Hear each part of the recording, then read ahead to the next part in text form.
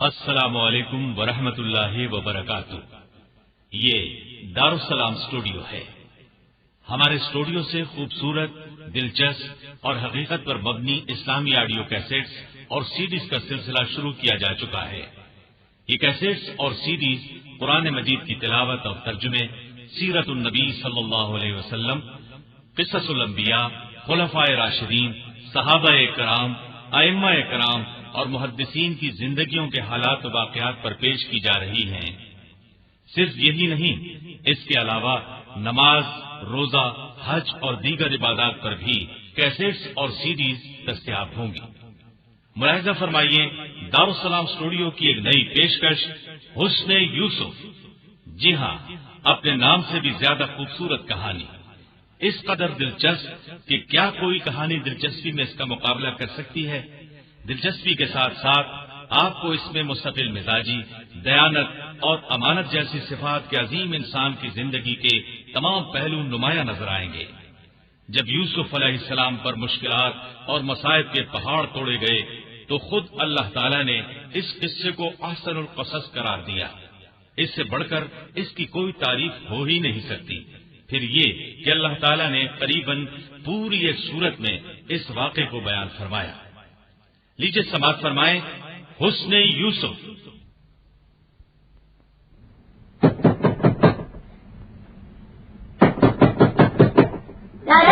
دادا جان دروازہ کھولیے۔ او کیا بات ہے بھائی، کیوں شور مچا رہے ہو؟ وہ بھی رات کے وقت۔ آپ بھول رہے ہیں دادا جان۔ میں بھول رہا ہوں؟ بوڑھا ہوں نا۔ خیر، میں جو بھول رہا ہوں تم یاد کرا دو، شکریہ ادا کروں گا۔ اوہو دادا جان، آپ پہلے دروازہ تو کھولیے۔ اوہو، اب اتنی سردی میں لحاظ سے نکلنا بھی تو آسان نہیں ہے۔ ارے تم یوں ہی یاد دلا دو۔ دروازہ تو پھر بھی کھولنا پڑے گا آپ کو، اور پھر ہم بھی تو باہر سردی میں کھڑے ہیں۔ تو لحاظ سے نکل کر آنے کی ضرورت کیا تھی؟ یہی بتانے کے لیے تو آئے ہیں۔ اچھا بابا، اچھا، کھولتا ہوں دروازہ۔ شکریہ دادا جان، شکریہ۔ پتہ نہیں آدھی رات کے وقت ان کو کیا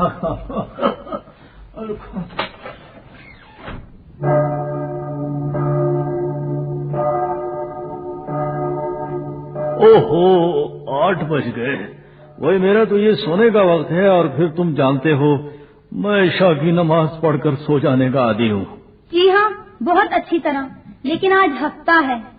اوہو، اب یاد آیا، آج کہانی سنانے کا دن ہے۔ خیر بھائی، آ جاؤ اندر، آ جاؤ آ جاؤ آ جاؤ۔ ہاں سنبھل کے، ہاں بس، مسحری کے دونوں طرف بیٹھ جاؤ، یہ لحاف اپنے اوپر لے لو۔ اور ہاں، آج کون سی کہانی سنائی جائے گی؟ پچھلے ہفتے آپ نے ایک کشتی کی کہانی سنائی تھی، یعنی نوح علیہ السلام کی کشتی کی کہانی، اور وعدہ کیا تھا کہ آئندہ ہفتے ستاروں کا سجدہ نامی کہانی سناؤں گا۔ ہم اس روز سے بہت ہی بے چین ہیں۔ جس کہانی کا نام ستاروں کا سجدہ ہے، وہ کہانی کیسی ہوگی؟ سچ پوچھیے دادا جان، یہ دن ہم نے بہت مشکل سے گزارے ہیں۔ کیا آپ ہمیں ہر روز یہ کہانی نہیں سنا سکتے؟ بوڑھا ہوں نا۔ ایک تو آپ ہر بات میں کہہ دیتے ہیں بوڑھا ہوں نا۔ ہاں، بوڑھا ہوں نا۔ تو پھر شروع کرے کہانی، مارے بیچینے کی برا حال ہے۔ اچھی بات ہے، سنو۔ ان کے 12 بیٹے تھے۔ جی کیا مطلب؟ کن کی بات کر رہے ہیں؟ ہم کہانی سن رہے ہیں۔ اور میں کہانی سنا رہا ہوں۔ یعقوب علیہ السلام کے 12 بیٹے تھے۔ بڑے 10 بیٹے پہلی بیوی سے تھے، چھوٹے 2 بیٹے دوسری بیوی سے۔ سب سے چھوٹے بیٹے کا نام یوسف تھا۔ وہ حد درجہ خوبصورت تھے۔ چھوٹوں سے والدین کو یوں بھی بہت زیادہ پیار ہوتا ہے۔ چھوٹا ہونے کی وجہ سے ماں باپ ان کا زیادہ خیال رکھتے ہیں، اور وہ تو تھے ہی بہت حسین و جمیل۔ بس یہی وجہ تھی ان کے سوتیلے بھائی ان سے حسد کرتے تھے، جلتے تھے، خیال کرتے تھے کہ باپ اس سے بہت محبت کرتا ہے، اور ان سے تو گویا کرتا ہی نہیں، لیکن بچوں ہی ان کا خیال تھا، ورنہ والدین تو اپنے ہر بچے سے محبت کرتے ہیں۔ تو ایک روز یوسف نے ایک خواب دیکھا۔ وہ خواب انہیں بہت عجیب محسوس ہوا۔ وہ اپنے والد کے پاس آئے اور ان سے کہا، بابا جان، میں نے ایک خواب دیکھا ہے۔ یعقوب علیہ السلام نے ان سے پوچھا، بتاؤ بیٹے، تم نے کیا خواب دیکھا؟ انہوں نے بتایا، بابا جان، میں نے خواب میں 11 ستاروں کو دیکھا، سورج کو دیکھا اور چاند کو دیکھا۔ یہ کہ وہ سب مجھے سجدہ کر رہے ہیں، سب کے سب میرے سامنے جھکے ہوئے ہیں۔ یعقوب علیہ السلام بیٹے کا خواب سن کر سوچ میں ڈوب گئے۔ انہیں اس خواب کو سن کر خوشی بھی محسوس ہوئی اور پریشانی بھی۔ اللہ کے نبی تھے، خواب کی تعبیر سمجھ گئے۔ چنانچہ بیٹے سے بولے، دیکھو بیٹا، تم اپنا یہ خواب اپنے بھائیوں کو ہرگز نہ سنانا۔ اگر کہیں تم نے انہیں یہ خواب سنا دیا تو وہ تمہارے اور زیادہ خلاف ہو جائیں گے۔ یوسف نے وعدہ کیا کہ اپنا خواب بھائیوں کو نہیں سنائیں گے، لیکن آپ مجھے بتائیں تو صحیح، یہ خواب کیسا ہے، اس کی تعبیر کیا ہے؟ تب یعقوب علیہ السلام نے بتایا، بیٹا، یہ خواب ایک بہت بڑی خوشخبری ہے۔ اللہ تعالیٰ تم پر اپنا فضل فرمائیں گے اور تمہیں وہ باتیں بتائی جائیں گی جن تک عام آدمی کی پہنچ ممکن نہیں ہوتی۔ اللہ تعالیٰ تم پر اپنی نعمتیں نازل کرے گا، وہ نعمتیں جو اس نے تمہارے پردادا ابراہیم علیہ السلام اور تمہارے دادا اسحاق علیہ السلام پر نازل کی تھی۔ یوسف اس وقت بہت چھوٹے تھے، ان باتوں کا مطلب نہ سمجھ سکے۔ دوسری طرف انہی دنوں یوسف کے دوسرے بھائی ایک جگہ مل بیٹھے اور آپس میں کہنے لگے، دیکھو، ہم بھی تو آخر یوسف کے بھائی ہیں۔ معلوم نہیں بابا جان کو یوسف میں کیا دکھائی دیتا ہے، وہ اس سے کتنا پیار کرتے ہیں اور ہم سے تو گویا انہیں پیار ہے ہی نہیں۔ یہ سن کر دوسرا بول اٹھا، جبکہ ہونا یہ چاہیے تھا کہ ہم بڑے بھائی ہیں، بابا جان کو ہم سے زیادہ محبت ہونی چاہیے تھی۔ تیسرے نے فوراً اس کی تائید کی، بالکل ٹھیک، بابا جان یوسف کے مقابلے میں ہمیں بہت کم چاہتے ہیں۔ ان 10 میں سے ایک کا نام یہودا تھا۔ وہ سب کی باتیں سن کر کہنے لگا، بھائیو، اس قسم کی باتیں تو ہم روز ہی کرتے ہیں، لیکن ان کا کوئی فائدہ نہیں، کوئی حل سوچو، حل۔ ان سب نے یک زبان ہو کر کہا، حل؟ یہودا پرزور انداز میں بولا، ہاں، حل۔ اس پر ایک نے پرزور انداز میں کہا، اس کا حل میرے پاس ہے۔ باقی یہ سن کر چونکے۔ حل؟ کون سا حل؟ روبیل، لادی اور نفتالی سب ایک زبان ہو کر بولے، ہاں بتاؤ، کیا حل ہے تمہارے پاس؟ اس بار شمون نے کہا۔ اس پر اس نے کہا، تو پھر سنو، اس کا حل صرف یہ ہے کہ ہم یوسف کو اپنے راستے سے ہی ہٹا دیں۔ یہودا یہ سن کر حیرت سے اچھل پڑا اور چلا اٹھا، تمہارا مطلب ہے ہم اپنے بھائی کو قتل کر دیں؟ جواب میں قتل کا مشورہ دینے والا بولا، ہاں اور کیا، جب تک یہ زندہ ہے ہمارے بابا جان ہمیں کچھ اہمیت نہیں دیں گے۔ تھوڑی دیر کے لیے سب پر سکتہ طاری ہو گیا۔ بھائی کو قتل کرنا اتنا خوشگوار بھی نہیں تھا۔ آخر پھر وہی بھائی بولا، بھائی پریشان کیوں ہو گئے؟ زندگی میں کچھ حاصل کرنے کے لیے کچھ کھونا بھی پڑتا ہے۔ یوسف بے شک ہمارا بھائی ہے تو ستیلا، جب تک وہ باپ کی نظروں کے سامنے ہے ہماری دال نہیں گلے گی۔ باپ ہمیں کچھ نہیں سمجھے گا، ہم اس کے لیے آسمان سے تارے بھی توڑ لائیں تو بھی وہ یوسف یوسف ہی کرتا رہے گا۔ یہ الفاظ کہتے ہوئے اس کی آواز سے غصہ ٹپکنے لگا۔ ایک اور بھائی بول پڑا، یہ ٹھیک کہہ رہا ہے، ہمارے مسئلے کا حل یہی ہے، ہم یوسف کو باپ سے دور کر دیں۔ چند لمحوں کے لیے پھر خاموشی چھا گئی۔ آخر یہودا نے کہا، اگر حل یہی ہے تو پھر قتل کرنے کی بھی کیا ضرورت ہے؟ ہم یوسف کو کسی کنویں میں ڈال دیتے ہیں، اس طرح ہم قتل کے گناہ سے بھی بچ جائیں گے اور یوسف سے بھی ہماری جان چھوٹ جائے گی۔ آخر کافی دیر کی سوچ بچار اور بحث کے بعد سبھی نے اس رائے سے اتفاق کیا اور انہوں نے اپنے منصوبے پر عمل کرنے کی ٹھان لی۔ مشکل یہ تھی کہ یوسف علیہ السلام کو یعقوب علیہ السلام ایک پل کے لیے آنکھوں سے اوجھل کرنا پسند نہیں کرتے تھے۔ منصوبے پر عمل کرنے کے لیے ضروری تھا کہ وہ یوسف کو اپنے ساتھ کہیں باہر لے جائیں۔ آخر سوچ بچار کے بعد ایک روز وہ سب یعقوب علیہ السلام کے پاس آئے۔ یہودا نے ان سے درخواست کے انداز میں کہا، ہم سب آپ کے پاس یوسف کے سلسلے میں حاضر ہوئے ہیں۔ یعقوب علیہ السلام یوسف کا نام ان کے منہ سے سن کر چونک اٹھے اور پکارے، کیا مطلب؟ تم کیا چاہتے ہو؟ یہودا فوراً بولا، یوسف کو ہم اپنے ساتھ جنگل لے جانا چاہتے ہیں، یہ وہاں ہمارے ساتھ کھیلے گا، اس کا دل رہے گا، آخر یہ ہمارا بھائی ہے، آپ اس کے معاملے میں ہم پر کیوں اعتبار نہیں کرتے؟ ہم بھی تو آپ کی اولاد ہیں، ہمارے ساتھ جائے گا تو ہماری اس سے محبت بڑھے گی۔ یعقوب علیہ السلام سوچ میں پڑ گئے، آخر بولے، دراصل یوسف کا مزاج تم سب سے کافی مختلف ہے، اسے کھیل کود سے کوئی دلچسپی نہیں۔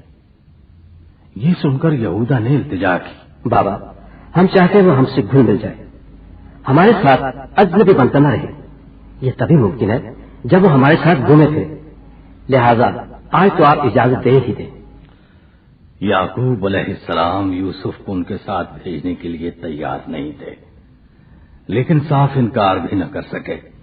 آخر وہ بھی بیٹے تھے، کہنے لگے، یوسف کو کچھ ہو گیا تو میں برداشت نہیں کر پاؤں گا۔ یہودا نے جلدی سے کہا، اس کا مطلب ہے آپ کو ہم پر اعتماد نہیں؟ یعقوب علیہ السلام یہ سن کر گھبرائے کہ بیٹے ناراض ہو جائیں گے، فوراً کہا، نہیں ایسی بات نہیں، دراصل میں ڈرتا ہوں، تم کھیل کود میں لگ جاؤ اور یوسف کو کوئی بھیڑیا یا جنگلی جانور نقصان نہ پہنچائے۔ اس موقع پر شمعون نے آگے بڑھ کر کہا، نہیں بابا جان، ہم وعدہ کرتے ہیں یوسف کا خیال اپنی جان سے بڑھ کر کریں گے۔ یہودا نے بھی سینے پر ہاتھ مار کر کہا، ہاں بابا جان، میں یوسف کی حفاظت کی ذمہ داری لیتا ہوں، آپ بس اسے ہمارے ساتھ جانے دیں۔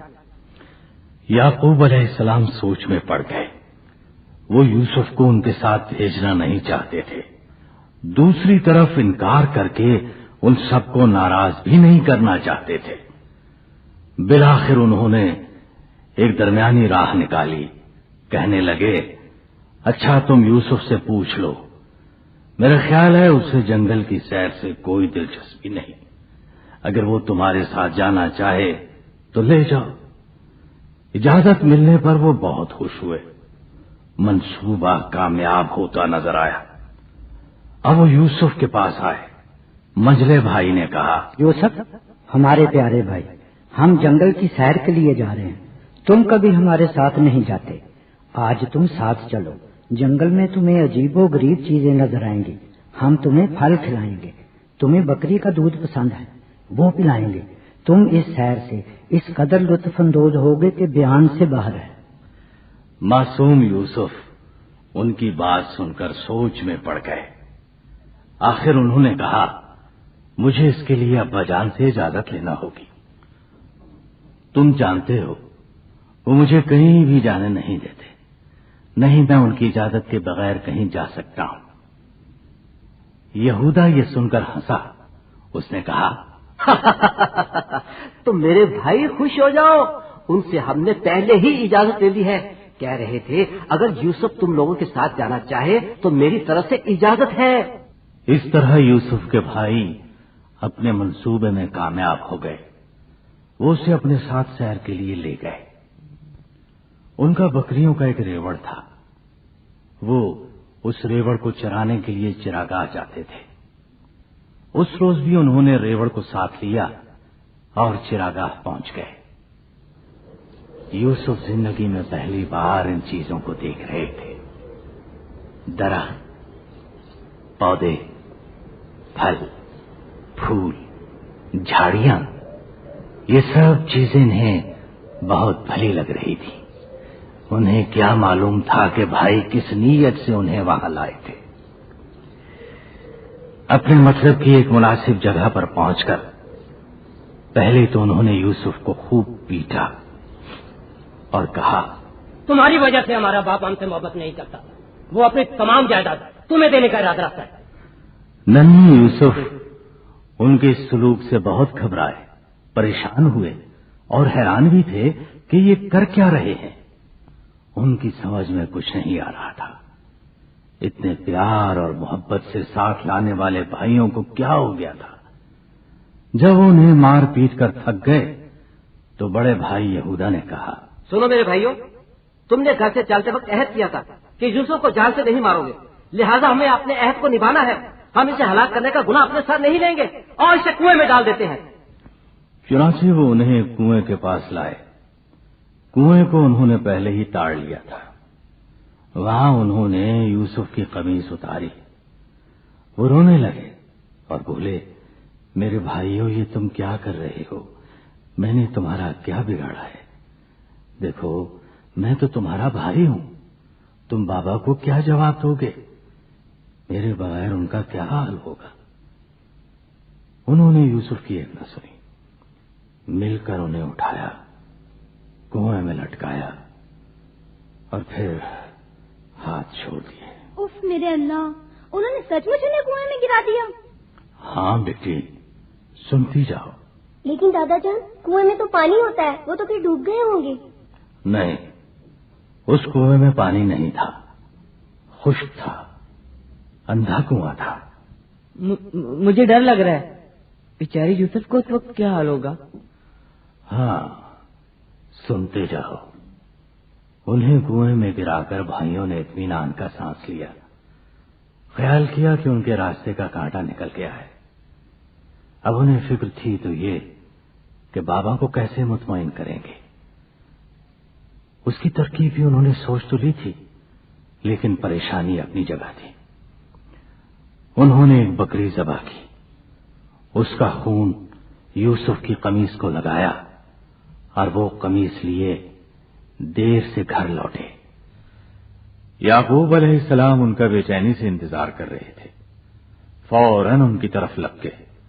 یوسف کو ان کے ساتھ نہ پا کر پکار اٹھے، یوسف کہاں ہے؟ انہوں نے رونی صورتیں تو پہلے ہی بنا رکھی تھی. کہنے لگے، بابا جان، ہم جنگل میں کھیل میں لگ گئے، ایک دوسرے سے دوڑ لگانے لگے. ہم نے اپنے کپڑوں اور سامان کے قریب یوسف کو بٹھا دیا تھا.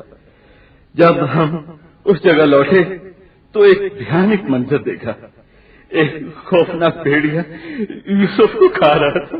دوسرا کہنے لگا، دراصل جس بھیڑیے نے یوسف پر حملہ کیا تھا بہت بڑا تھا. ہم نے مل کر یوسف کو اس موذی سے چھڑانے جہا، لیکن ہمارے ہاتھوں میں صرف یوسف کی قمیض ہی آ سکی. آنکھوں سے آنسو بہاتے بھائیوں نے ثبوت کے طور پر یوسف علیہ السلام کی خون آلود قمیض سامنے رکھ دی. قمیض صحیح سلامت تھی، بس اس پر جا بجا خون لگا تھا. قمیض دکھاتے ہوئے یہودا کہنے لگا، اور بابا، ہمیں معلوم ہے ہم آپ کو لاکھ یقین دلائیں، آپ کو ہماری باتوں پر یقین نہیں آئے گا. ہم ثبوت ہی پیش کر سکتے ہیں، اور وہ ہے یہ قمیض. افسوس، اس وقت یعقوب علیہ السلام کا کیا حال ہوا ہوگا اس کا اندازہ تم لگا ہی سکتے ہو. وہ بری طرح نڈھال ہو گئے. پھر یوسف کی قمیض کا خیال آیا، اس کو اٹھایا، دیکھا. قمیض کو دیکھتے ہی وہ سارا معاملہ سمجھ گئے. وہ کہیں سے بھی پھٹی ہوئی نہیں تھی، سامنے کی بات تھی. اگر بھیڑیا یوسف پر حملہ کرتا اور بھائیوں نے اسے چھڑانے کی کوشش کی ہوتی تو قمیض صحیح سلامت نہیں رہ سکتی تھی. یعقوب علیہ السلام کو یقین ہو گیا کہ اس کے بیٹے اسے دھوکہ دے رہے ہیں. چنانچہ انہوں نے کہا، اگر بھیڑیے نے یوسف کو کھایا ہوتا تو قمیص درست حالت میں نہ ہوتی. تم نے شاید یوسف کو ہلاک کر دیا، یا پھر یوسف زندہ ہے اور تم نے اسے کسی کے ہاتھ بیچ دیا. خیر، میں تو اپنے اللہ سے ہی مدد چاہوں گا. تمہاری مکاری مجھ پر کھل چکی، اب تم میرے سامنے سے ہٹ جاؤ. یوسف کے بھائی بہت نادم ہوئے اور سر جھکائے اٹھ کھڑے ہوئے. اور دادا جان، یوسف ان کا کیا بنا؟ وہ کنویں میں بھوکے پیاسے بیٹھے تھے. انہیں رہ رہ کر بابا کا خیال آ رہا تھا. ایسے میں ملک شام سے مصر جانے والا ایک قافلہ اس طرف سے گزرا. قافلے کی نظریں کنویں پر پڑی. قافلے والے پیاسے تھے. کافی دیر سے انہیں پانی نہیں ملا تھا. کنویں کو دیکھ کر ان کی جان میں جان آئی. اس زمانے میں کنویں تجارتی قافلوں کے راستوں پر بنائے جاتے تھے تاکہ مسافروں کے کام آ سکے. ان میں سے ایک مسافر نے پانی دیکھنے کے لیے کنویں میں جھانکا.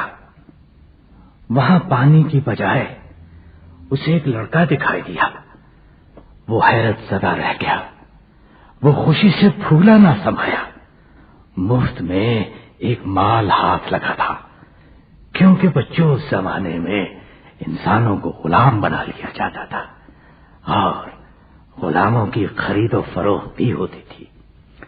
کنویں میں لڑکے کو دیکھ کر وہ وہیں سے چلایا، قافلے والوں خوش ہو جاؤ، ایک لڑکا ہاتھ آیا ہے. قافلے والے کنویں کی طرف دوڑ پڑے. کنویں میں ڈول ڈالا گیا. اس طرح انہوں نے یوسف کو کنویں سے باہر نکال لیا. انہوں نے یوسف سے کچھ نہ پوچھا، نہ یوسف نے ان سے کچھ کہا.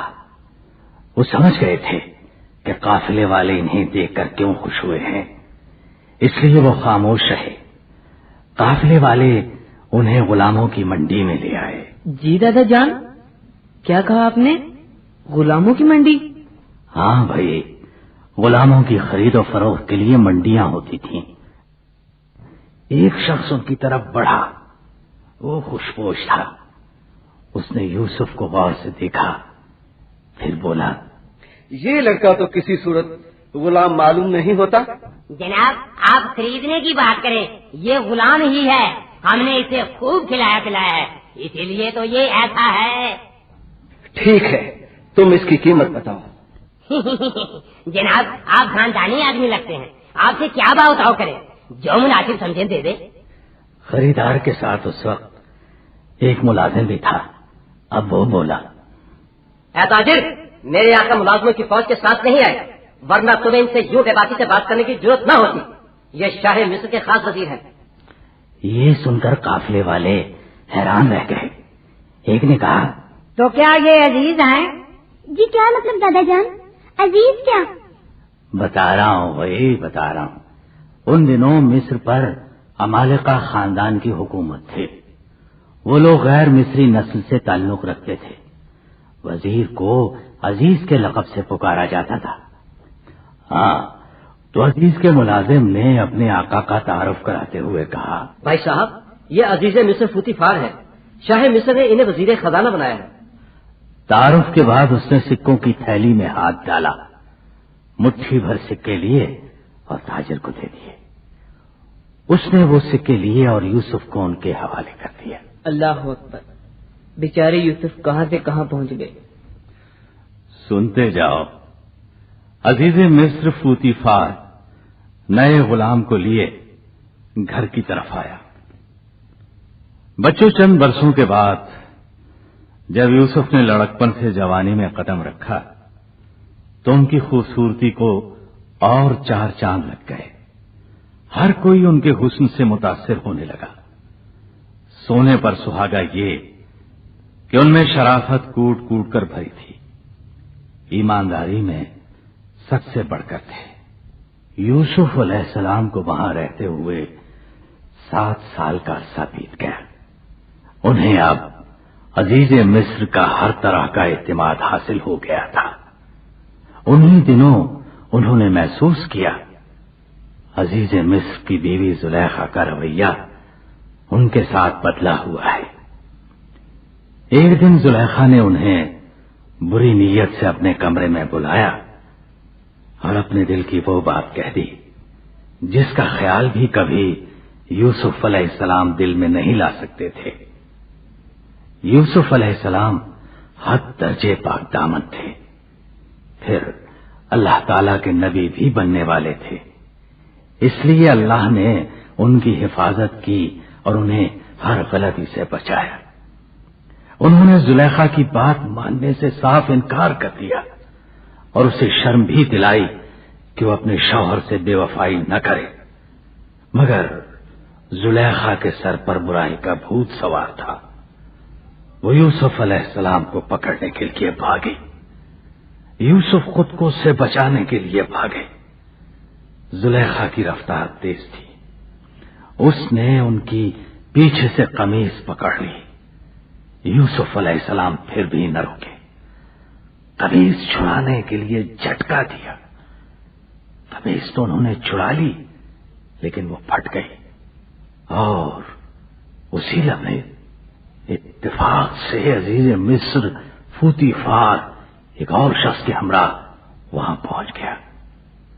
زلیخا نے شوہر کو دیکھا تو فوراً رنگ بدل لیا اور پکار اٹھی، اے عزیز، اس شخص کی کیا سزا ہے جو تیرے خاندان کی عزت پہ ہاتھ ڈالنے کا ارادہ رکھتا ہو؟ عزیز مصر دھک سے رہ گیا۔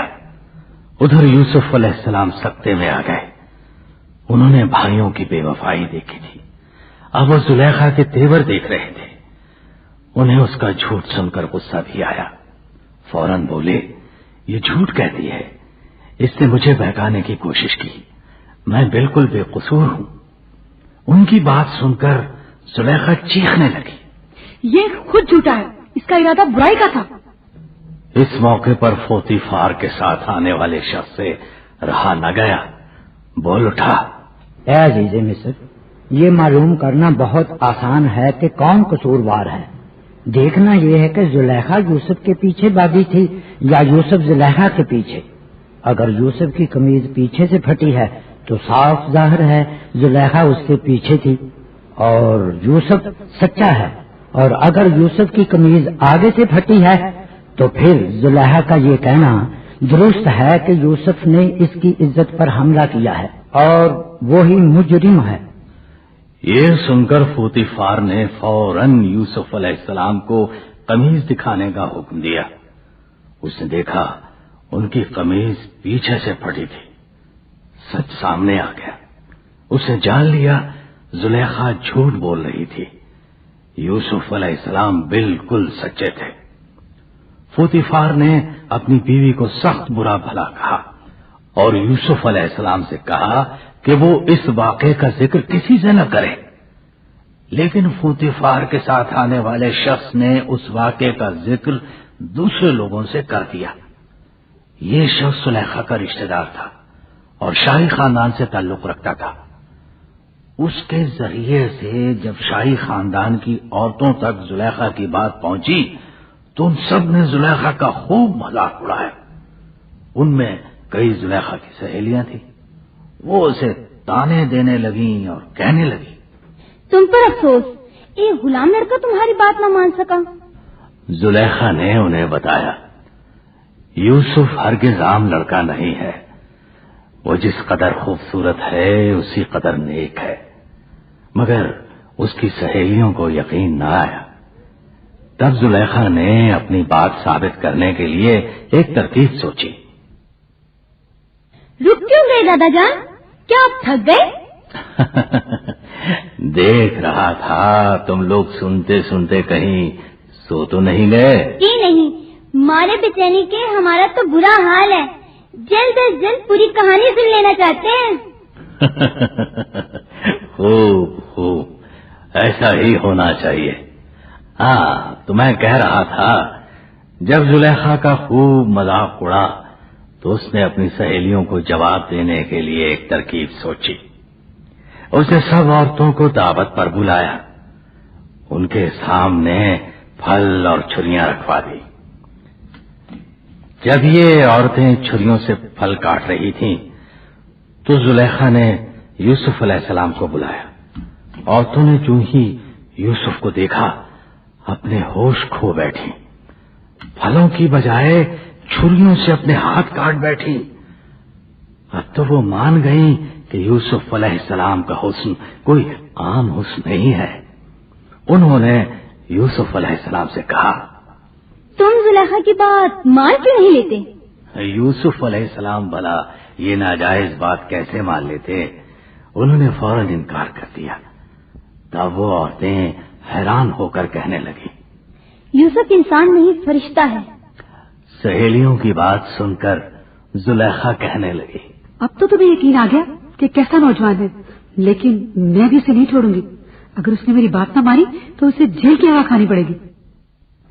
ان خیالات کی بنا پر انہوں نے اپنے اللہ سے دعا کی، اے اللہ، اگر میں جیل میں رہ کر ان سازشی اور بد کردار عورتوں سے بچ سکتا ہوں تو مجھے قید منظور ہے. یوسف علیہ السلام نے یہ بھی سوچا، جس اللہ نے انہیں حاسد بھائیوں سے محفوظ رکھا، کنویں سے زندہ نکالا، کسی ظالم مالک کی بجائے مصر کے شاہی خاندان میں پہنچایا، وہ اللہ انہیں اس مصیبت سے بھی نجات دے گا. ادھر بچوں فوتیفار کو بھی علم تھا یوسف پاک باز ہے، سچے اور ایماندار ہیں. اسے یہ بھی اندازہ ہو چکا تھا کہ اگر یوسف اس کے گھر میں رہے تو یہ اچھا نہیں ہوگا، زلیخا اس کی عزت خاک میں نہ ملا دے. لہذا اس نے یوسف علیہ السلام کو قید خانے میں ڈلوا دیا. کیا قید میں ڈلوا دیا؟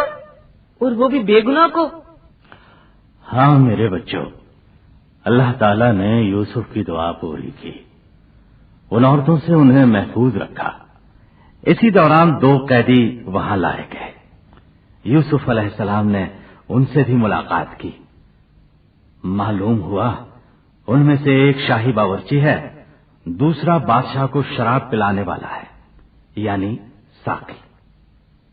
شاہی باورچی نے بتایا کہ میرا قصور یہ تھا کہ ایک دعوت کے موقع پر میری پکائی ہوئی روٹیوں میں کرکراہٹ پائی گئی تھی. دوسرے شخص کو جیل کی سزا اس لیے دی گئی تھی کہ اس کی تیار کردہ شراب میں سے مری ہوئی مکھی نکل آئی تھی. جلد ہی دوسرے قیدیوں کی طرح یہ دونوں بھی یوسف علیہ السلام کے واقف بن گئے. ان کی ذہانت اور اچھے اخلاق کے گرویدہ ہو گئے. ایک دن معمول کے مطابق یوسف ان کے پاس گئے. دونوں انہیں پریشان نظر آئے. انہوں نے پوچھا، کیا بات ہے بھائی، کیوں پریشان ہو؟ انہوں نے کہا، ہم نے عجیب خواب دیکھا ہے. یوسف علیہ السلام بولے، تم اپنا خواب مجھے سناؤ. اس پر ساقی بولا، اے بلند کردار دوست، میں نے خواب دیکھا ہے. میں بادشاہ کو شراب پلا رہا ہوں. میں حیران ہوں اس خواب کا کیا مطلب ہے. یوسف علیہ السلام نے دوسرے سے پوچھا، تم نے کیا خواب دیکھا؟ اس نے کہا، میرا خواب زیادہ عجیب ہے.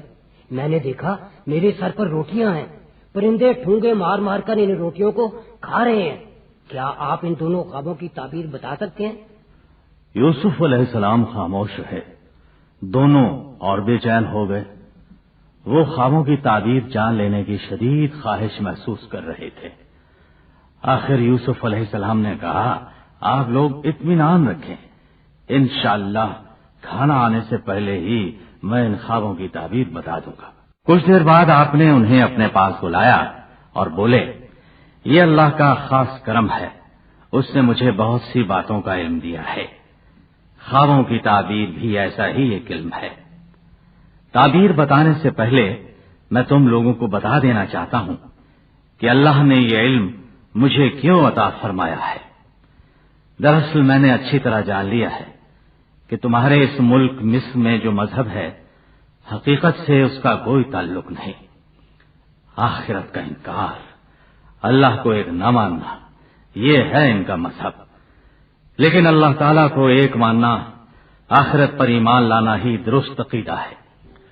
اور میرا عقیدہ اور ایمان بالکل وہی ہے جو میرے دادا ابراہیم علیہ السلام کا تھا، یعنی اللہ ایک ہے، اس کے سوا کوئی عبادت کے لائق نہیں، اس کے سوا کسی دوسرے سے مدد مانگنا شرک ہے، شرک سے بڑا کوئی گناہ نہیں۔ شرک کے مقابلے میں سچا دین توحید پر ایمان لانا ہے۔ اللہ کے تمام نبی توحید ہی کی دعوت لے کر آئے تھے۔ بچوں، اس کے بعد انہوں نے شراب پلانے والے سے کہا، بادشاہ تمہاری سزا معاف کر دے گا اور تمہیں تمہارے عہدے پر بحال کر دے گا۔ یہ کہہ کر وہ باورچی کی طرف مڑے اور بولے، تمہیں بادشاہ موت کی سزا دے گا۔ اوہ، یہ تعبیر تھی ان کے خوابوں کی؟ ہاں، بعد میں یہ بات ثابت ہو گئی۔ بادشاہ نے باورچی کو تو موت کی سزا دی اور ساقی کو معاف کر دیا۔ وہ پھر بادشاہ کو شراب پلانے لگا، لیکن وہ یوسف علیہ السلام سے کیا ہوا وعدہ بھول گیا۔ جب وہ جیل سے رہا ہونے لگا تھا تو یوسف علیہ السلام نے اس سے کہا تھا، دیکھو، شرک سے بچنا، نیک زندگی بسر کرنا، اور جب تم بادشاہ کے پاس جاؤ تو اس سے میرا ذکر کرنا۔ اس نے وعدہ کیا وہ ایسا ہی کرے گا، لیکن دوبارہ زندگی ملنے پر وہ اس قدر خوش تھا کہ سب باتیں بھول گیا۔ یوسف علیہ السلام کا ذکر بھی بادشاہ سے نہ کیا۔ یوسف علیہ السلام چاہتے تھے ان کا مقدمہ بادشاہ کے سامنے پیش ہو تاکہ انہیں انصاف ملے، لیکن وہ بھول گیا۔ افسوس، مجھے تو رونا آ رہا ہے۔ سنو بھائی، پریشان نہ ہو۔ یوسف علیہ السلام کو جیل میں 12 برس گزر گئے۔ اوف اللہ، 12 برس! حیرت ہے، عزیز مصر پوتی پار نے بھی ان کی خبر نہ لی۔ ہاں، اس نے بھی خبر نہ لی۔ ادھر انہوں نے جیل میں دین کی تبلیغ کا کام جاری رکھا، لوگوں کو شرک سے بچنے کی نصیحت کرتے رہے، اللہ کی عبادت کی طرف بلاتے رہے۔ اور پھر اللہ کی قدرت، مصر کے بادشاہ ریان نے ایک خواب دیکھا۔ اس نے دیکھا 7 موٹی تازی گایوں کو 7 دبلی اور کمزور گائیں نگل رہی ہیں۔ ساتھ ہی اس نے دیکھا گندم کی خوب پکی اور بھری ہوئی 7 بالیاں ہیں، ان کو 7 خشک بالیاں کھا رہی ہیں۔ خواب عجیب تھا۔ بادشاہ کو یقین تھا یہ خواب کوئی عام خواب نہیں ہے، اس کا ضرور کوئی مطلب ہے، اس کی تعبیر معلوم کی جانی چاہیے۔ بچوں، اس نے اعلان کروا دیا کہ جو کوئی اس خواب کی تعبیر اسے بتلائے گا اسے منہ مانگا انعام دیا جائے گا۔ بڑے بڑے عالموں نے اس خواب کی تعبیر بادشاہ کو بتائی، لیکن بادشاہ نے کسی کی تعبیر کو قبول نہ کیا۔ یہی وہ وقت تھا جب شراب پلانے والے کو یوسف یاد آئے۔ واہ، مزہ آ گیا۔ ابھی اور آئے گا۔ قرآن مجید نے اسے بہترین قصہ قرار دیا ہے۔ اوہو، اچھا۔ ہاں بھائی، اب سنو۔ ساقی فوراً بادشاہ کی خدمت میں حاضر ہوا۔ اس نے اسے یوسف علیہ السلام کے بارے میں بتایا، اپنا اور اپنے ساتھی کا خواب سنایا۔ انہوں نے جو تعبیر بتائی تھی وہ بھی بتائی۔ اس طرح ان کی بتائی ہوئی دونوں خوابوں کی تعبیر حرف بحرف پوری ہوئی تھی۔ بادشاہ نے پہلے تو اپنے درباریوں سے مشورہ کیا، پھر ساقی سے کہا، تم یوسف کے پاس جاؤ، میرا خواب ان کے سامنے بیان کرو اور تعبیر پوچھ کر آؤ۔ ساقی جیل پہنچا، یوسف علیہ السلام سے ملا، وعدہ بھلا دینے کی معافی مانگی۔ انہوں نے فوراً اسے معاف کر دیا۔ اب اس نے بادشاہ کا خواب انہیں سنایا اور کہا، بادشاہ اس خواب کی تعبیر جاننا چاہتا ہے۔ پورے ملک میں کوئی اس خواب کی تعبیر نہیں بتا سکا، اور میرا خیال ہے آپ وہ واحد انسان ہیں جو اللہ کے عطا کردہ علم کے ذریعے اس خواب کی بالکل درست تعبیر بتا سکتے ہیں۔ یوسف علیہ السلام نے خواب پر غور کیا، پھر یہ تعبیر بتائی کہ 7 برس بعد تمہارے ملک میں شدید قحط پڑے گا، جو 7 برس تک رہے گا۔ تمہارا سارا غلہ قحط کے ان برسوں میں ختم ہو جائے گا۔ 7 دبلی گایوں کے 7 موٹی گایوں کو کھانے کا یہی مطلب ہے۔ خواب کے دوسرے حصے میں دراصل اس قحط سے بچنے کی تدبیر بتائی گئی ہے، یہ کہ تم لوگ ابھی سے آنے والے قحط کے لیے گندم محفوظ کرنا شروع کر دو۔ گندم کو محفوظ رکھنے کا بہترین طریقہ یہ ہے کہ اسے بالیوں میں ہی رہنے دو، اس طرح گندم کو کیڑا نہیں لگے گا۔ قحط کے دنوں میں اس محفوظ گندم کو استعمال میں لایا جائے اور بچت سے کام لیا جائے۔ پھر 7 سال بعد ایک سال ایسا آئے گا کہ خوب بارش ہوگی، قحط ختم ہو جائے گا، ہر طرف فصلیں لہلہائیں گی۔ یوں خواب میں نظر آنے والی 7 خشک بالیاں یعنی قحط کے 7 سال ذخیرہ شدہ بھری ہوئی بالیوں کو کھا جائیں گی۔ یہی تعبیر ہے تمہارے بادشاہ کے خواب کی۔ ساقی ان سے رخصت ہوا، بادشاہ کے پاس پہنچا، اسے تعبیر سنائی۔ بادشاہ کے دل کو یہ تعبیر بہت بھائی، کیونکہ اس تعبیر سے خواب کی ہر بات واضح ہو رہی تھی۔ وہ حیران بھی ہوا کہ اس قدر قابل انسان جیل میں کیوں بند ہے۔ اس نے اپنے سپاہیوں کو اس ساقی کے ساتھ جیل بھیجا، انہیں حکم دیا کہ یوسف علیہ السلام کو اس کے پاس لے آئے۔ ساقی ان کے پاس پہنچا اور انہیں بتایا کہ بادشاہ نے آپ کو طلب کیا ہے۔ یوسف علیہ السلام اللہ کے نبی تھے، کوئی عام آدمی نہیں تھے کہ بادشاہ سے انعام و اکرام حاصل کرنے کے لیے فوراً ساقی کے ساتھ ہو لیتے۔ چنانچہ انہوں نے اس سے کہا، اے دوست، اپنے بادشاہ کے پاس واپس جاؤ، اس سے کہو پہلے اس سارے معاملے کی تفتیش کرائے جس کے سبب مجھے جیل بھیجا گیا تھا۔ اگر بے قصور ثابت ہوا تو رہائی قبول کروں گا، ورنہ میں نے بادشاہ کے خواب کی تعبیر کسی لالچ میں آ کر نہیں بتائی۔ ساقی یہ سن کر بہت حیران ہوا کہ یہ کیسا انسان ہے، اسے رہائی مل رہی ہے لیکن یہ رہا ہونے کے لیے تیار نہیں۔ خیر، وہ واپس پلٹا، اس نے بادشاہ کو یہ بات بتائی۔ بادشاہ کو بھی حیرت ہوئی، اس نے جیل کے افسر سے یوسف کے قید میں ہونے کی وجہ پوچھی۔ معلوم ہوا کہ عزیز مصر کی بیوی اور اس کی سہیلیوں کے الزامات کی وجہ سے آپ کو جیل میں رکھا گیا ہے۔ بادشاہ نے فوراً زلیخا اور ان عورتوں کو طلب کیا۔ عورتوں نے فوراً یوسف علیہ السلام کی صفائی دی اور کہا، اللہ کی قسم، ہم نے تو اس نیک انسان میں کوئی برائی نہیں پائی تھی۔ بچوں، جب زلیخا نے دیکھا سچائی کھل کر سامنے آ گئی ہے تو اس نے بھی اپنا جرم مان لیا اور بول اٹھی، حقیقت یہ ہے کہ یہ میں ہی تھی جس نے یوسف پہ ڈورے ڈالے تاکہ وہ میری بات مان لے۔ بے شک یوسف بے گناہ ہے۔ بادشاہ سمیت پورا دربار حیرت زدہ تھا کہ یہ کیسا انسان ہے جس نے اپنی جوانی کے 12 برس ایک جھوٹے الزام میں جیل میں گزار دیے، اور جب بادشاہ کی طرف سے اسے رہائی کی خبر ملی تب بھی اس نے رہا ہونا منظور نہ کیا جب تک کہ معاملہ صاف نہیں ہو گیا۔ گویا پہلے انہوں نے خاموشی سے غلامی قبول کی، پھر زلیخا نے سبز باغ دکھایا تو بھی انہوں نے اپنا دامن بچایا، بلکہ اس موقع پر انہوں نے اعلیٰ ترین انسانی کردار کا مظاہرہ کیا۔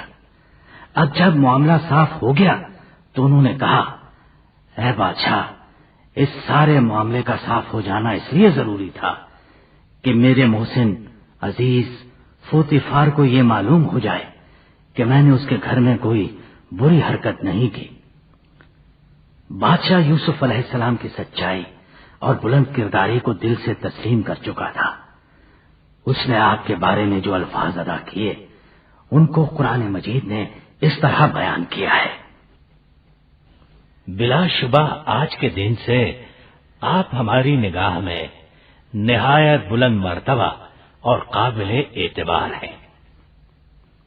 اس سے یہ بھی کہا، آپ جیسے شخص کو آنے والے کڑے وقت میں ہمارے ساتھ ہونا چاہیے تاکہ آپ ہماری رہنمائی فرمائیں۔ اس پر یوسف علیہ السلام نے بڑے اعتماد سے کہا، آپ اپنی مملوکت کے خزانے میرے حوالے کر دیں، میں امانت کی حفاظت کرنا خوب جانتا ہوں، اور میرے پاس میرے رب کا دیا ہوا علم بھی ہے جو میری رہنمائی کرے گا۔ اصل بات یہ ہے کہ یوسف علیہ السلام نے بادشاہ کی پیشکش اللہ کے حکم یعنی وحی کے آ جانے کے بعد قبول کی تھی۔ وہ جانتے تھے آنے والے وقت میں اصل کام غلے کی حفاظت کا ہے۔ یہ محکمہ وزارت خزانہ ہی میں شامل تھا، اس لیے آپ نے اللہ کے حکم کے مطابق خود کو پیش کیا تھا۔ بادشاہ نے آپ کی بات مان لی، خزانے کی وزارت آپ کے سپرد کر دی۔ جلد ہی پورا ملک آپ کے مشورے سے چلنے لگا۔ آپ کی عمر اس وقت 30 برس کے قریب تھی۔ وزارت سنبھالتے ہی آپ قحط سے بچاؤ کے کام میں لگ گئے۔ حکومت کے خزانے سے کسانوں کی مدد کی تاکہ وہ زیادہ سے زیادہ غلہ اگا سکے۔ فصل کٹتی تو آپ گندم کو بالیوں میں ہی رہنے دیتے۔ اس طرح گندم ذخیرہ ہوتی چلی گئی۔ غلے کو سٹور کرنے کا یہ طریقہ آج کے جدید ترین دور میں بھی سب سے زیادہ کارآمد ہے۔ اوہو، اچھا دادا جان؟ ہاں بیٹی، پھر 7 برس گزر گئے، قحط شروع ہو گیا، بارشیں رک گئیں، زمینیں خشک ہو گئی، سبزہ غائب ہو گیا۔ یہی وہ وقت تھا جس کی تیاری یوسف علیہ السلام نے کر رکھی تھی۔ آپ نے پورے مصر میں اعلان کرا دیا، جس کے پاس غلہ نہیں ہے وہ آ کر غلہ لے سکتا ہے۔ ہر گھر کے افراد کے مطابق انہیں غلہ دیا گیا۔ یوسف علیہ السلام نے اپنی نگرانی میں یہ کام شروع کیا۔ ادھر کنعان کے علاقے میں یوسف علیہ السلام کے بھائیوں تک یہ خبر پہنچی۔ چنانچہ غلہ حاصل کرنے کے لیے اس کے 10 بھائی مصر پہنچے۔ آپ کا مطلب ہے وہ 10 بھائی جنہوں نے آپ کو کنویں میں گرایا تھا؟ ہاں، جب بھائی غلہ لینے یوسف علیہ السلام کے سامنے پہنچے تو انہوں نے تو اپنے بھائیوں کو پہچان لیا، لیکن وہ یوسف کو نہ پہچان سکے۔ اس کی وجہ یہ تھی کہ جب انہوں نے یوسف علیہ السلام کو کنویں میں ڈالا تھا اس وقت وہ بچے تھے، جبکہ اب تو وہ بڑے ہو چکے تھے۔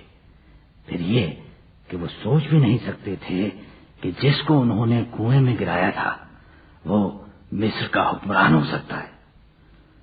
غلہ لینے کے بعد جب وہ لوٹ کر جانے لگے تو آپ نے انہیں روک لیا، پوچھا، تم لوگ کہاں سے آئے ہو؟ اس طرح باتوں باتوں میں انہوں نے پوچھا، تم کتنے بھائی ہو؟ وہ بولے، ہم 12 بھائی ہیں۔ ایک بھائی کو جنگل میں بھیڑیا کھا گیا ہے، 12واں بھائی وہی والد کے پاس ہے، اسے والد نے ہمارے ساتھ نہیں آنے دیا۔ اس پر یوسف علیہ السلام نے فرمایا، دیکھو میں نے تمہارے گھر کے تمام افراد کے حساب سے غلہ دے دیا ہے، لیکن آئندہ غلہ صرف ان افراد کو ملے گا جو خود آئیں گے۔ البتہ بوڑھے ماں باپ کو لانے کی تکلیف نہیں دیتا۔ ہاں، 12ویں بھائی کو ضرور ساتھ لانا ورنہ غلہ نہیں ملے گا۔ یہ سن کر ان کے بھائی پریشان ہوئے، بولے، اے عزیز، ہمیں ڈر ہے، ہمارے والد ہمارے 12ویں بھائی بنیامین کو ہمارے ساتھ نہیں بھیجیں گے۔ اس پر انہوں نے کہا، تب پھر سن لو، تم میں سے کسی کو بھی غلہ نہیں ملے گا۔ انہوں نے اپنے بھائیوں کی مہمان نوازی بھی کی، اس لیے کہ یہ ان کے دادا ابراہیم علیہ السلام کی سنت ہے۔ وہ بہت مہمان نواز تھے۔ آپ نے اپنے عملے کو خفیہ طور پر ہدایت کی کہ ان لوگوں سے غلے کی جو رقم لی گئی ہے وہ غلے میں ہی چھپا کر رکھ دی جائے۔ اس غلے کی قیمت انہوں نے اپنی جیب سے سرکاری خزانے میں داخل کر دی۔ اس طرح بچوں انہوں نے اپنے بھائیوں کی واپسی کا پکا انتظام کر دیا۔ بھائی خوشی خوشی کنعان لوٹے۔ جب انہوں نے غلہ اتارا تو اس میں سے غلے کی قیمت چھپی مل گئی۔ وہ بہت حیران ہوئے۔ انہوں نے اپنے والد یعقوب علیہ السلام کو عزیز مصر کی سخاوت، مہمان نوازی اور ملنساری کے متعلق بتایا۔ یہ بھی بتایا کہ انہوں نے کہا ہے اگلی مرتبہ غلہ صرف اسی صورت میں ملے گا جب ہم اپنے بھائی بن یمین کو بھی ساتھ لے جائیں گے۔ یعقوب علیہ السلام ابھی یوسف علیہ السلام کا غم کہاں بھولے تھے، فوراً بولے، ہرگز نہیں، میں تم پر اعتبار نہیں کر سکتا، میرا بھروسہ تو بس اپنے اللہ پر ہے، وہی بہتر حفاظت کرنے والا ہے اور سب سے بڑھ کر رحم کرنے والا ہے۔ بھائیوں نے پھر کہا، لیکن بابا جان اس مرتبہ معاملہ مختلف ہے، بن یمین کو ساتھ نہ لے گئے تو غلہ نہیں ملے گا، آپ یقین کریں عزیز مصر بہت مہربان انسان ہے۔ یعقوب علیہ السلام نے صاف انکار کر دیا۔ دراصل یوسف علیہ السلام کی جدائی میں رو رو کر وہ اپنی آنکھوں کی بینائی کھو چکے تھے۔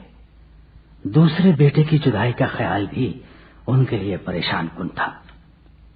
جب گھر میں اناج ختم ہو گیا تو بیٹوں نے پھر ان سے کہا، بابا جان غلہ ختم ہو گیا، نوبت فاقوں تک پہنچ گئی ہے، اگر آپ بنیامین کو ساتھ نہیں بھیجیں گے تو عزیز مصر غلہ نہیں دیں گے۔ یعقوب علیہ السلام اپنا فیصلہ بدلنے پر مجبور ہو گئے۔ انہوں نے کہا، تم اللہ کے نام پر مجھ سے وعدہ کرو کہ بنیامین کی ہر طرح حفاظت کرو گے۔ انہوں نے وعدہ کیا کہ جب تک جان میں جان ہے وہ بنیامین کی حفاظت کریں گے۔ یعقوب علیہ السلام نے ان سے یہ عہد لے لیا، اللہ کو گواہ بنا لیا، تب یہ نصیحت بھی کی کہ جب شہر میں داخل ہوں تو ایک ہی دروازے سے مت داخل ہوں، بلکہ ہر بھائی الگ الگ دروازے سے داخل ہو تاکہ کسی کی نظر نہ لگے۔ چنانچہ یوسف علیہ السلام کے بھائی الگ الگ دروازوں سے داخل ہوئے۔ یوسف علیہ السلام کو بھی ان کی خبر پہنچ گئی۔ انہوں نے فوراً سب کو شاہی مہمان خانے میں ٹھہرایا، پھر مناسب وقت پر اپنے سگے بھائی بن یمین کو علیحدگی میں بلوایا۔ آپ بھائی سے گلے ملے اور اسے بتایا کہ میں تمہارا بچھڑا ہوا بھائی ہوں۔ اب بن یمین نے بھی انہیں پہچان لیا۔ بن یمین نے انہیں بتایا کہ ان کے بھائیوں نے کس طرح والد سے جھوٹ بولا تھا، یہ بھی بتایا کہ اب وہ مجھ سے بھی حسد کرتے ہیں۔ اب یوسف علیہ السلام نے فیصلہ کیا کہ وہ اپنے سگے بھائی کو ان کے ساتھ واپس نہیں بھیجیں گے۔ مصر کا قانون یہ تھا کہ کوئی اجنبی شاہی محل میں نہیں ٹھہر سکتا۔ یوسف علیہ السلام قانون کی پابندی کرنے والے انسان تھے، یہی وجہ تھی کہ انہیں اپنی خواہش پوری کرنے کی کوئی صورت نظر نہیں آ رہی تھی۔ آخر انہوں نے ایک ترکیب سوچی۔ دوسرے دن جب یوسف علیہ السلام کے بھائیوں کو غلہ دے دیا گیا تو یوسف علیہ السلام نے ایک شاہی کٹورا بن یمین کے کجاوے میں چھپا دیا۔ بن یمین کو بھی بتا دیا کہ یہ ترکیب صرف بھائیوں کے شر سے محفوظ رکھنے کے لیے اختیار کی ہے۔ غلہ لاد کر جب قافلہ روانہ ہوا تو محل کے ملازمین کو معلوم ہوا کہ ایک کٹورا غائب ہے۔ ان کا شک یوسف علیہ السلام کے بھائیوں پر گیا۔ شاہی پولیس ان کے پیچھے دوڑی اور تھوڑے ہی فاصلے پر انہیں جا لیا۔ ایک کارندے نے کہا، اے قافلے والوں تم چور ہو۔ ہم چور نہیں ہیں، تم ہم پر یہ الزام کیوں لگا رہے ہو؟ ایک شاہی کٹورا نہیں مل رہا، ہم تمہارے سامان کی تلاشی لیں گے۔ ہم یہاں غلہ خریدنے آئے تھے، چوری کرنے نہیں، اور ہم یہاں پہلی مرتبہ نہیں آئے، دوسری مرتبہ آئے ہیں، ہم چور نہیں ہیں۔ ہمارا شک تو تم پر ہی ہے، اگر تم جھوٹے ثابت ہوئے تو کیا سزا ہونی چاہیے؟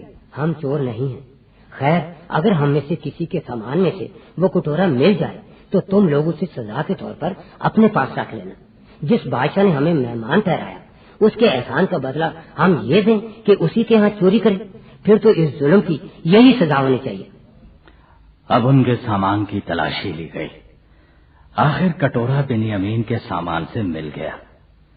یہ منظر دیکھ کر ایک بھائی نفرت سے بولا، اچھا یہ حرکت اس کی ہے، تب تو تعجب کی کوئی بات نہیں، اس کا بڑا بھائی بھی ایسا ہی تھا۔ یہ جھوٹا الزام سن کر یوسف علیہ السلام کو غصہ تو بہت آیا، لیکن وہ غصے کو پی گئے۔ کارندوں نے بن یمین کو پکڑ لیا۔ اب یوسف علیہ السلام کے بھائیوں کو والد سے کیا ہوا وعدہ یاد آیا۔ اس موقع پر یہودا آگے بڑھا اور بولا، اے عقلمند عزیز مصر، ہمارا باپ بہت برا ہے، وہ پہلے ہی اپنے ایک بیٹے کی جدائی میں غمزدہ ہے۔ اس نے ہم سے وعدہ لیا تھا کہ ہم اپنے اس بھائی کی حفاظت کریں گے۔ مہربانی فرما کر آپ ہم میں سے کسی ایک کو اپنے پاس رکھ لیں، اسے ہمارے ساتھ جانے دیں۔ یہ سن کر یوسف علیہ السلام بولے، یہ کیسے ہو سکتا ہے؟ میں قصوروار کی بجائے بے قصور کو کیسے پکڑ سکتا ہوں؟ ایسا کرنا تو ظلم ہوگا۔ بھائیوں نے جان لیا کہ ان کی کسی درخواست کا ان پر اثر نہیں ہوگا۔ وہ ایک طرف ہو کر آپس میں مشورہ کرنے لگے۔ آخر بڑا بھائی بولا، یوسف کے معاملے میں ہم پہلے ہی والد سے شرمندہ ہیں، اس بار تو وہ ہماری بات پر بالکل یقین نہیں کریں گے، لہذا میں یہاں بنیامین کے پاس ٹھہروں گا تاکہ والد کو تسلی دی جا سکے کہ بنیامین یہاں اکیلا نہیں ہے۔ اس طرح باقی بھائی پریشانی کے عالم میں واپس روانہ ہوئے۔ کنعان پہنچ کر انہوں نے تسلی دینے کی بجائے والد کا مذاق اڑایا اور کہا، بابا جان، آپ جس بیٹے سے ہم سے زیادہ محبت کرتے ہیں اس کے کرتوت کی وجہ سے ہم مصر میں کسی کو منہ دکھانے کے قابل نہ رہے۔ پھر انہوں نے ساری بات سنا دی۔ سن کر یعقوب علیہ السلام بولے، میں یہ بات ہرگز نہیں مان سکتا۔ بنیامین چور نہیں ہے، یہ جھوٹ ہے جو تم نے گھڑا ہے۔ پہلے بھی تم یوسف کے سلسلے میں مجھ سے دھوکہ کر چکے ہو۔ جواب میں وہ بولے، نہیں بابا جان، یہ بالکل سچ ہے، دیکھ لے بڑا بھائی ہمارے ساتھ نہیں ہے، اسے بنیامین کی خاطر وہاں سے آنا پڑا ہے۔ یہ سن کر یعقوب علیہ السلام نے کہا، اگر یہی بات ہے تو میں اللہ کی مرضی پر راضی ہوں اور صبر ہی کو اپنا طریقہ بناتا ہوں۔ بے شک صبر بہترین سہارا ہے۔ مجھے یقین ہے اللہ تعالیٰ مجھے ضرور ایک دن دونوں بیٹوں سے ملا دے گا۔ وہ سب یوسف علیہ السلام کا ذکر سن کر جل بھن گئے۔ ان کے اندر پرانا حسد تازہ ہو گیا۔ اس موقع پر یعقوب علیہ السلام کے سینے سے ایک ہوک اٹھی، آہ بھر کر بولے، آہ یوسف کا غم۔ ان میں سے ایک نے طنزیہ انداز میں کہا، آپ خود کو یوسف کے غم میں ہلاک کر لیں گے، اس کا کام تو تمام ہو چکا ہے اور آپ اب تک اس سے ملنے کی آس لگائے بیٹھے ہیں۔ یعقوب علیہ السلام نے ان کی بیکار باتوں کا جواب نہ دیا۔ وہ سب تیسری بار مصر میں داخل ہوئے۔ جب یوسف علیہ السلام کے سامنے پہنچے تو یہ دیکھ کر حیرت زدہ رہ گئے کہ بنیامین باوقار انداز میں یوسف علیہ السلام کے ساتھ بیٹھا تھا، جبکہ اسے تو قید میں ہونا چاہیے تھا۔ کہنے لگے، اے عزیز مصر، ہمیں اور ہمارے گھر والوں کو قحط نے سخت پریشانی میں ڈال دیا ہے۔ اس پر آپ نے ہمارے دو بھائیوں کو اپنے پاس رکھ لیا۔ اس بار تو ہمارے پاس غلہ خریدنے کے لیے پوری رقم بھی نہیں، آپ ہم پر احسان کیجیے، بے شک اللہ تعالیٰ احسان کرنے والوں کو پسند کرتا ہے۔ یوسف علیہ السلام حیران رہ گئے۔ وہ اپنے خاندان کے بارے میں جانتے تھے، کسی کے آگے ہاتھ پھیلانا انہیں پسند نہیں تھا۔ آخر فرمانے لگے، کیا تم لوگوں کو کچھ معلوم ہے تم نے اپنے چھوٹے بھائی یوسف کے ساتھ کیا سلوک کیا تھا؟ بھائی ان کے منہ سے یوسف کا نام سن کر حیرت زدہ رہ گئے۔ یوسف کو کنویں میں پھینکنے کا راز تو بس انہی کو معلوم تھا۔ اب جو انہوں نے غور سے یوسف علیہ السلام کی طرف دیکھا تو مارے حیرت کے اچھل پڑے۔ وہی معصوم اور دل موہ لینے والا چہرہ انہیں نظر آیا جس کے ساتھ انہوں نے حسد کی بنا پر وہ کچھ کیا تھا جو کوئی دشمن بھی نہ کرتا۔ وہ پکار اٹھے، کیا آپ واقعی یوسف ہیں؟ وہ مسکرائے اور فرمایا، ہاں میں یوسف ہوں، یہ بنیامین میرا بھائی ہے۔ اللہ تعالیٰ نے ہم پر احسان کیا۔ جو شخص بھی برائیوں سے بچے، مصیبتوں میں ثابت قدم رہے اور اپنے اللہ پر بھروسہ رکھے تو اللہ اس کی نیکیوں کو ہرگز ضائع نہیں کرتا۔ آپ کی اس بات میں ان کی زندگی کی ساری کامیابیوں کا راز چھپا تھا۔ یوسف کے بھائی پکار اٹھے، اللہ کی قسم اس میں شک نہیں، اللہ تعالیٰ نے آپ کو ہم پر برتری عطا کی، دراصل ہم ہی قصوروار ہیں۔ یوسف علیہ السلام نے اپنے حسن سلوک سے ثابت کر دیا کہ وہ واقعی عظیم انسان ہے۔ وہ جانتے تھے بھائی اس وقت خوفزدہ ہے۔ آپ نے ان سے فرمایا، اے بھائیو، تم کسی خوف میں مبتلا نہ ہو، آج کے دن میری طرف سے تم پر کوئی ملامت نہیں. میری دعا ہے اللہ تعالیٰ تمہارا قصور معاف کر دے. وہ تمام رحم کرنے والوں سے بڑھ کر رحم کرنے والا ہے. بھائیوں کو معاف کر دینے کے بعد یوسف علیہ السلام نے فرمایا، بھائیو اب تم کنعان واپس جاؤ، میری یہ قمیص نشانی کے طور پر ساتھ لے جاؤ. یہ کہہ کر انہوں نے اپنی قمیص انہیں دی. پھر فرمایا، میری قمیص بابا جان کے چہرے پر ڈال دینا، اللہ نے چاہا تو ان کی بینائی لوٹ آئے گی.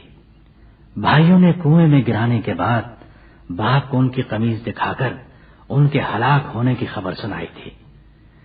اور بچوں، آج یوسف اپنی قمیص دکھا کر انہیں اپنے زندہ ہونے کی خبر سنا رہے تھے.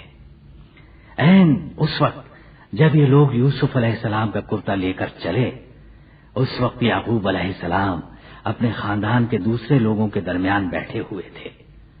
آپ خود نبی تھے، آپ کے والد نبی تھے اور نبی کے باپ تھے. کہنے لگے، اے لوگو، اگر تم مجھے بڑھاپے کا تانا نہ دو تو میں کہنا چاہتا ہوں مجھے یوسف کی خوشبو آ رہی ہے. خاندان کے لوگوں نے یہ سنا تو بولے، اے یعقوب، معلوم نہیں آپ یوسف کے معاملے کو کب دل سے نکالیں گے، آپ کی عقل کو ضرور کچھ ہو گیا ہے. یعقوب علیہ السلام ان کی بات سن کر مسکرا دیے اور مصر سے لوٹنے والے قافلے کا انتظار کرنے لگے. آخر ان کے بیٹے کنعان پہنچے. انہوں نے جھکے سروں اور شرمسار نگاہوں کے ساتھ سارا قصہ باپ کو سنایا. ان کی قمیص انہیں دی. قمیص کو انہوں نے آنکھوں سے لگایا. اللہ کی قدرت، اسی وقت ان کی بینائی لوٹ آئی. واہ، مزہ آ گیا، سبحان اللہ. بیٹوں نے انہیں یوسف علیہ السلام کا پیغام دیا. انہوں نے سارے خاندان کو مصر بلایا تھا. خاندان کے تمام لوگوں کی تعداد 70 تھی. سب لوگ ایک قافلے کی صورت مصر کی طرف روانہ ہوئے. جیسے ہی قافلہ مصر کے نزدیک پہنچا، پہرے داروں نے یوسف علیہ السلام تک خبر پہنچا دی. آپ خود اپنے والد محترم اور دوسرے افراد کے استقبال کے لیے شہر سے باہر پہنچ گئے. غمزدہ یعقوب بچھڑے بیٹے سے گلے ملے. یہ منظر عجیب تھا. ان کی آنکھوں سے آنسو بہ رہے تھے. یہ آنسو خوشی کے تھے، شکر کے تھے. پھر وہ ان سب کو شاہی محل لائے. جب یوسف علیہ السلام تخت پر بیٹھے تو اس وقت کے رواج کے مطابق بھائیوں سمیت تمام لوگوں نے یوسف علیہ السلام کو سجدہ کیا. اس طرح یوسف علیہ السلام کے خواب کی تعبیر پوری ہوئی. اس خواب میں انہوں نے 11 ستاروں کو سورج اور چاند سمیت اپنے آگے سجدہ کرتے دیکھا تھا. اس موقع پر یوسف علیہ السلام نے اپنے والد محترم سے عرض کی، اے محترم بابا جان، یہ ہیں 11 ستارے اور یہ ہیں سورج چاند جو میرے سامنے سجدے میں ہیں. اس وقت کی شریعت میں یہ چیز جائز تھی کہ بڑوں کو سلام کے ساتھ سجدہ کرتے تھے.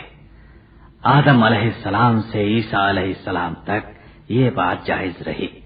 لیکن جب حضرت محمد صلی اللہ علیہ وسلم کی شریعت نافذ ہوئی تب اللہ نے اپنی ذات کے سوا کسی اور کے لیے سجدے کو قطعاً حرام قرار دے دیا. سجدہ اللہ تعالیٰ نے اپنی ذات کے لیے مخصوص کر لیا. ان لوگوں نے یوسف علیہ السلام کو سجدہ کیا تو یوسف علیہ السلام نے فرمایا، بابا جان دیکھیے، میرے خواب کا ظہور ہو گیا. میرے رب نے اسے سچا کر دکھایا. اس کا انجام ظاہر ہو گیا اور یہ بھی میرے رب کا احسان عظیم ہے کہ میرے خواب کو پورا کر دکھایا. جو میں نے سوتے میں دیکھا تھا جاگتے میں دکھا دیا. اس کا یہ بھی احسان ہے کہ مجھے قید خانے سے نجات عطا کر دی اور اب سب کو کنعان کے صحرا سے مصر میں لا کر مجھ سے ملا دیا. ان الفاظ کے بعد یوسف علیہ السلام نے اللہ تعالیٰ سے دعا کی، اے اللہ، جس طرح دنیاوی نعمتیں تو نے مجھ پر پوری کی اس طرح ان نعمتوں کو آخرت میں بھی پورا فرما. جب بھی موت آئے تو اسلام پر موت آئے اور تیری فرما برداری میں آئے اور میں نیک لوگوں میں ملا دیا جاؤں اور نبیوں اور رسولوں میں شامل کیا جاؤں. قرآن مجید میں اللہ تعالیٰ نے یہ قصہ سنانے کے بعد اپنے نبی صلی اللہ علیہ وسلم سے ارشاد فرمایا، یہ اور اس جیسی اور سب چیزیں ہماری طرف سے تمہیں دی جاتی ہیں، یعنی ان کی خبر دی جاتی ہے تاکہ لوگ ان کو سن کر ان سے نصیحت حاصل کریں اور آپ کے مخالفین کی بھی آنکھیں کھل جائیں اور ان پر ہماری حجت قائم ہو جائے۔ اور تم ان کے پاس نہیں تھے جب یوسف کے بھائی ان کے ساتھ کھلا فریب کر رہے تھے، انہیں کنویں میں ڈالنے کے لیے تیار ہو گئے تھے، صرف ہمارے بتلانے اور سکھلانے سے تمہیں یہ واقعات معلوم ہوئے ہیں۔ بہت خوب دادا جان، آج بہت مزہ آیا، بہت کام کی باتیں سنی۔ یہ واقعی بہت خوبصورت اور دلچسپ قصہ ہے۔ ہمیں امید ہے آپ آئندہ بھی ہمیں ایسے ہی سچے قصے سنایا کریں گے۔ ضرور، کیوں نہیں، جب تم لوگ سننا چاہو آ جایا کرو۔ بچوں، دین اسلام ایسے واقعات سے مالا مال ہے، سننے والے سنتے سنتے تھک جاتے ہیں، واقعات ختم نہیں ہوتے۔ شکریہ دادا جان، آپ بہت اچھے ہیں۔ پیارے بچوں، عزیز سامعین، حسن یوسف آپ نے سنی، یقیناً یہ آپ کو پسند آئی ہوگی۔ اس جیسی اور بہت سی کیسٹس اور سیڈیز آپ کے لیے دارالسلام اسٹوڈیو لاہور تیار کر رہا ہے۔ جی ہاں، قرآن مجید اور احادیث کی روشنی میں انبیاء کرام کے واقعات، سیرت النبی صلی اللہ علیہ وسلم اور مختلف موضوعات پر اسلامی کیسٹس اور سیڈیز پیش کرنے کا اعزاز اسی ادارے کو حاصل ہے۔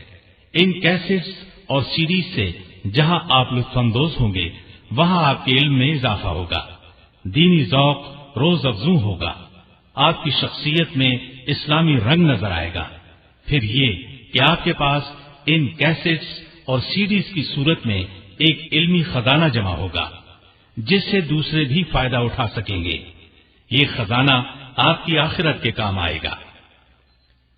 دارالسلام اسٹوڈیو دارالسلام کا ایک حصہ ہے۔ دارالسلام کتاب و سنت کی اشاعت کا عالمی ادارہ ہے۔ دارالسلام کا ہیڈ آفس سعودی عرب کے دارالحکومت ریاض میں ہے، جس کے مینیجنگ ڈائریکٹر جناب عبد المالک مجاہد ہیں۔ دارالسلام کا دنیا کے 25 ملکوں میں نیٹ ورک ہے۔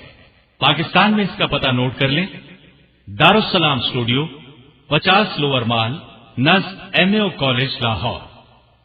فون نمبر 724-0024 اور 723-2400، فیکس 735-4072۔ اللہ حافظ۔